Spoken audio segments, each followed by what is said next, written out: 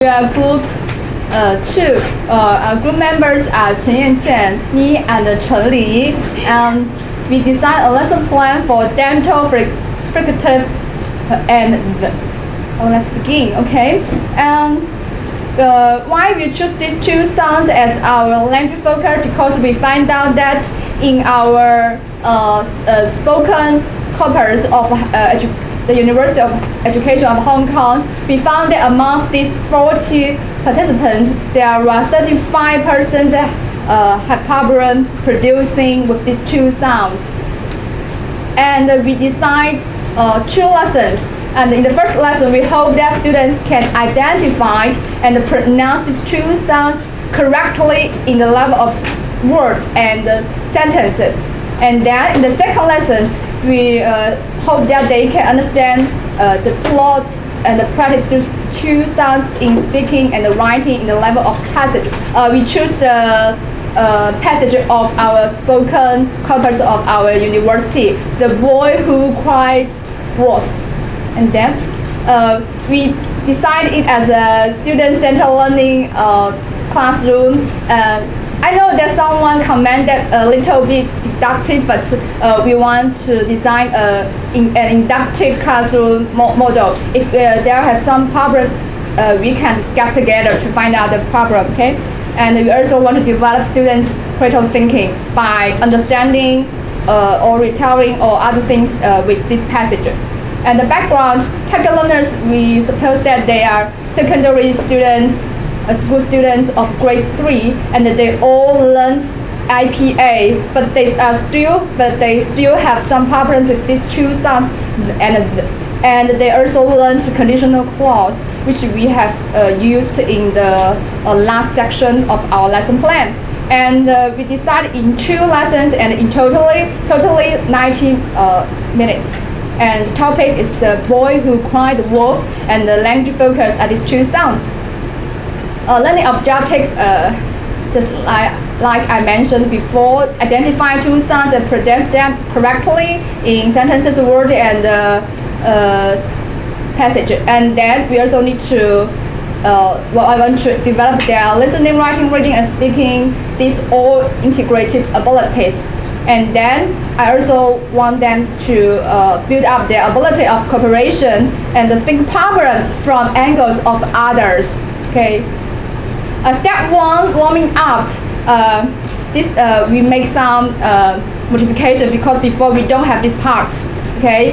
At the beginning, the teacher asks students to guess a story through the implication and the pictures like this: a boy and the sheep and the field and the farmers, and also like this. And the teacher can simply describe the story by using the structure. Once there was a boy, then we can introduce the language the topic and the language focus like this, the warming up activities, to draw students back from the lesson breaks to attract their attention. And then step 2, the teacher plays the recording of the speaker of mainland 1919, so the speakers from our spoken corpus. And students are asked to fill in the blanks according to what they listen to. This is the worksheet. We make this worksheet. There are some words missing. These words are with the and the sounds. And then we will play the recording of native speakers and let students to discuss check answers by themselves, not only by our teachers to just give up the correct answer. And then students can discuss with their goodness, what's wrong with these two versions of recordings. There are some problems with the recordings and pronunciation. And then the teacher invites some groups to share their findings. This is also a feedback for their discussion. And they introduce the language focus. Today, we want to improve their pronunciation of these two sounds. And then step 3, self-discovery. Because we want to design a classroom of student-centered learning, so we think it's better for them to discover the rule by themselves. This we find the video from YouTube that students can listen and watch and then find out the rules of articulation, how to pronounce these two sounds.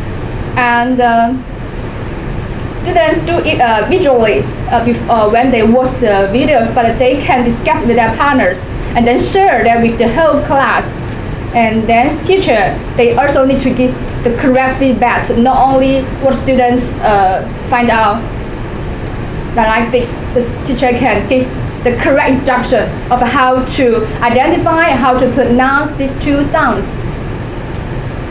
And then play a simple game. This game is very simple. Every student gets two cards which are written, and very simple to slide the game in the primary school classroom. But I think it's effectively because the teacher reads some words with sounds, including these two, and the students are asked to read the words immediately after the teacher, and then show the matching card at the same time. Then the teacher can check individual understanding who grabs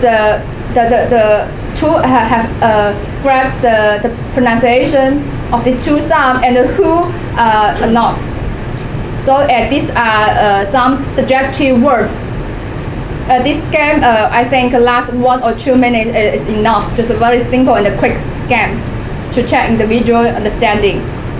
And then it's the game Who is the Spy? We also want to develop students listening and their speaking ability of using these two sounds by this game.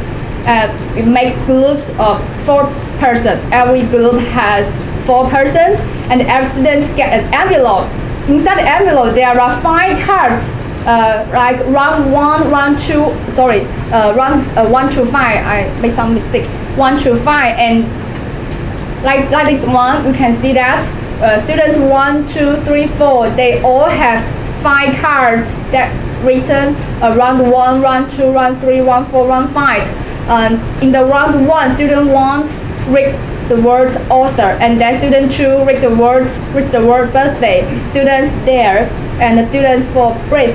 And then after they all pronouncing these words, and in the group, students should point someone who is the spy, because the person has the different sound with others. I think teacher also need to monitor the class if necessary and provide some help. I think it's a little bit interesting.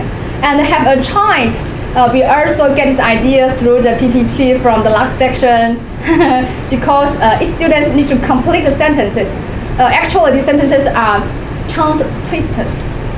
And we also give some pictures. For example, there are 3 brothers are bathing in the bathroom. Students are supposed to complete these sentences through the pictures and the implications. And then students, firstly, they need to do it individually, and then they need to share their answers with their partners, and then they need to practice these tongue twisters for a few minutes. And then the teacher invites some students to speak the sentences and record their time. For example, the first sentence is one speak for 10 seconds, another 9 seconds, and who spend the least time and without mistakes is the winner. A little bit a competition. There are other sentences and pictures like this. And this is the lesson 1. Now let's begin the lesson 2. Firstly, I want them to enjoy a song. Maybe we can watch a little bit this song. I think it's very interesting and very suitable for the teaching of pronunciation. Samantha Panther has teeth like her mother, white and sharp one after the other, with 2 shiny eyes, both the same size, but she's little. And then students, they also need to listen to the song and write down the words that have these 2 sounds while they are watching, instead of doing nothing when they listen and watching the video. And then students check the answers with their partners, also peer checking. And I think it's good to play the song again and let students to learn to sing the song together. Okay, I think this is also a warming up activity, and also have students rewind what they have learned last lesson. And the step 2 is retell the story. Students are asked to figure out different people's action in the story, the plots, and finish the table below. I think it can help them to understand better the story by different people's actions. The plots the first time, second time, the third time, like the boys play a trick again and again, and his cousin the first time stay with him for a while, and the villagers rush to protect him, but on the third time, villagers don't believe him on the third time when the boys cried out.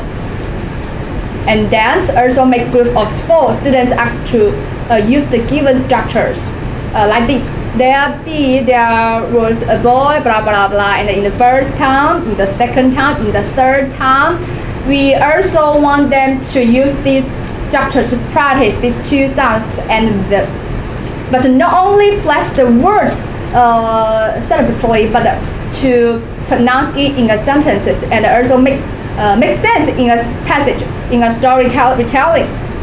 So, and the teacher invites some groups to retell the story to the whole class. Also, students can draw some pictures or write down some key points on their whiteboard to help them to retell the story to the whole class. Okay, finally, let's come to the last section. We also think this is also very important part because we want to develop students' critical thinking and help them to think about some questions from angles of others, from others' perspective, not only from themselves. In the same group, students choose different roles like cousins, the boy, or villagers, etc. And students are supposed to think if they were the characters of the story, what would they do? And they also asked to use the given sentence structure. I think it's not like a semi-free or free exercise for them to use the given structure to produce what they want to speak, what they think about this story. And the key structure, I think that if I were blah blah in the account, I would rather than it's the key structure. Students are supposed to use this key structure to do this role play, not just repeat the sentences, but they think from the role they played. And then students need to act the new story according to their thinking.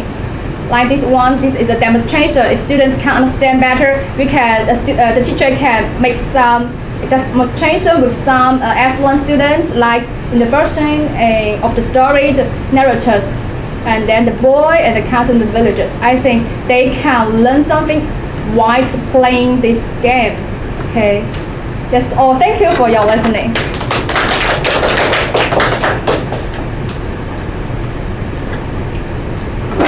So the next is the next second group. Theoretically, you can give some comments. Okay. Okay. Thank you for your sharing. I think it's very impressive lesson plan, and I think you put a lot of efforts in this. It's beyond my expectation. Thank you. Yeah, I'm very impressive. All of our classmates, friends, they all make very great effort. Okay. Yeah. Maybe this is because this is the first section. You already got some experience in the previous section. You know our expectation, our standard, and you know how to make use of different kind of authentic material to integrate into the lesson. And I'm also very happy that you also get some ideas from my last section. Teacher pronunciation. You get some idea. Yeah. Really beautiful. Make some theory or some ideas and input into you. I can see what you really learn something from my course. But I just have a feeling that first of all, I think some wordings maybe need to proofread or to reconsider. Because for example, in the rationale part, can you put it?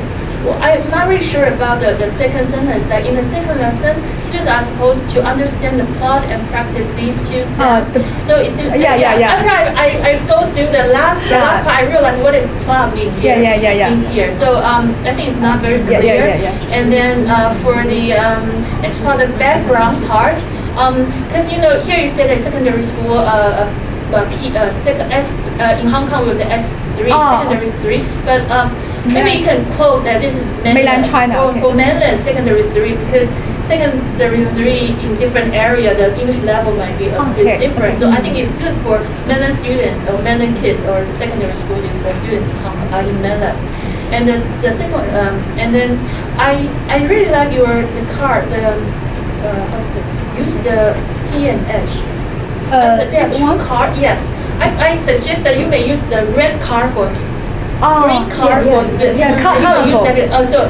It's not only for colorful. And teachers, if you get the red card, you just count. You don't really see whether it's You can say just count the green card. How many green card? How many? And then you can visualize the correct answer immediately without really see the exact symbol. I think that's the idea. I read this.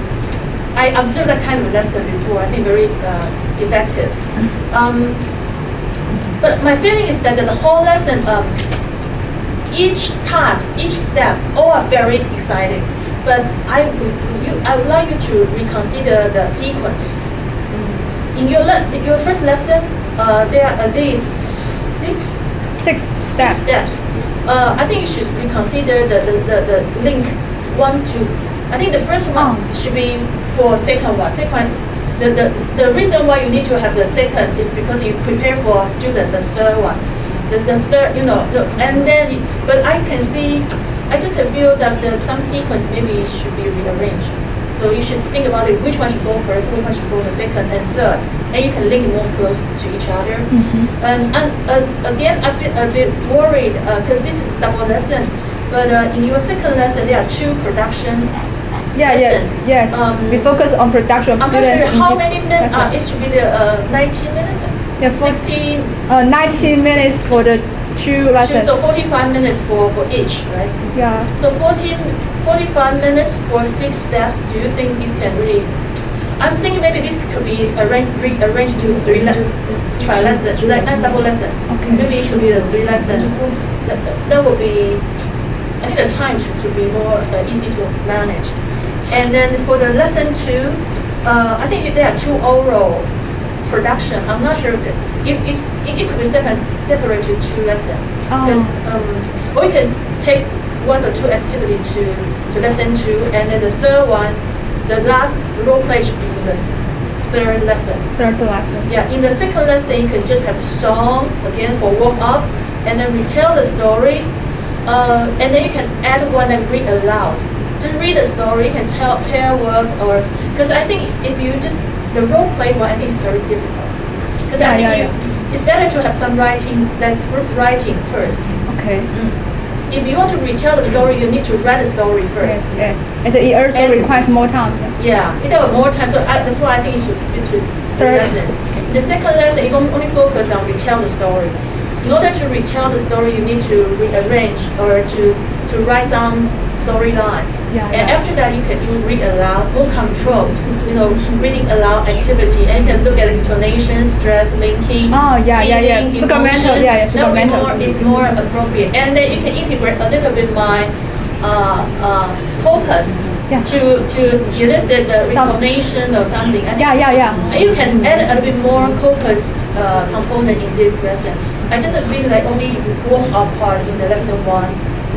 Since this is corpus-based lesson plan, I expect you can make use a bit more corpus component in this lesson. You can add 1 more in the reading aloud part, and then for role play, I think it's better to have script writing first. Narration. At least they need some time to prepare for their script. And then they can do role play. Otherwise, it's too difficult, even for college students. I think it's not easy to do a role play without any preparation. Thank you. Very useful suggestion. Thank you. But very, very impressive. I'm really looking forward to your